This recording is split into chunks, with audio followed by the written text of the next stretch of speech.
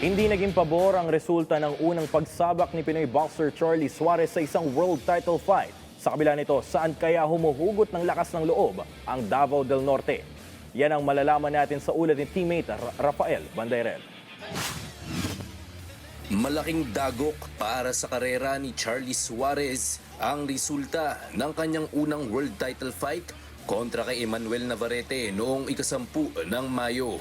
Paano ba naman napakatagal niyang inabangan ng pagkakataong ito para lang mauwi sa kontrobersiya? Natalo si Suarez via technical decision dahil sa sablay na hatol ni referee Edward Colliantes kung saan inakala niyang headbutt ang malinis na patama ng 36-year-old Pinoy boxer. Kaya kahit hindi pa tapos ang laban, dumako na agad sa judges' scorecards kung saan bahagyang lamang ang defending WBO Junior Lightweight Champion. Naniniwala si Coach Delfin Bohols na kung sakaling umabot sa late rounds ang bakbakan, tiyak na may panibago na sanang world champion ng Pilipinas sa boxing. Ang nakita rin ang chance na makiutal ka ni Charlie kung inaabot pa ng mataas na round. Kasi wala na si Navarrete, pababa na eh. Paslo na siya eh. Doon na talaga yung chance ni Charlie na manalo na kanya ma-KO o mati-KO si Navarrete. Masalimuot man ng sinapit na kapalaran, pampalubag loob umano para kina Suarez at Bohols na kinikilala ng publiko ang Davaoeño bilang karapat-dapat na panalo. Ang nagpapalakas ng loob ko at the time, siyempre after the fight, yung mga sinabi ng mga Mexican people. Kasi ang mga Amerikano, mixed na eh.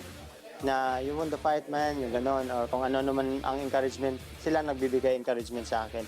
So maganda kasi even I lost that fight, but yung mga sinasabi ng mga ibang tao, ibang lahi ng mga tao, magandang balik sa akin at yun yung isa nagbibigay strength sa atin kasi hindi lang Pilipino nag-angat sa'yo eh. Sa katunayan, kwento ni Coach Delfin, maging ang sariling mga kababayan ni Navarrete, aminadong talo ang manok nila. Tama doon, na nagpusta lang doon mismo. Yung pustahan nila, binigay nila sa Pilipino dahil talo talaga si Navarrete. Sabi ng Mexican, talo kami. No, sila na mismo nagsabi na talo sila.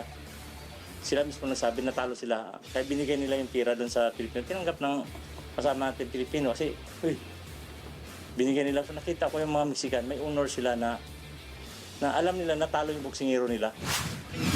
Nakabinbin pa ngayon ang apilang inihain ng kampo ni Suarez sa California State Athletic Commission. Lalabas ang opisyal na desisyon ng CSAC ukol sa kontrobersiyang ito sa darating na ika-2 ng Hunyo.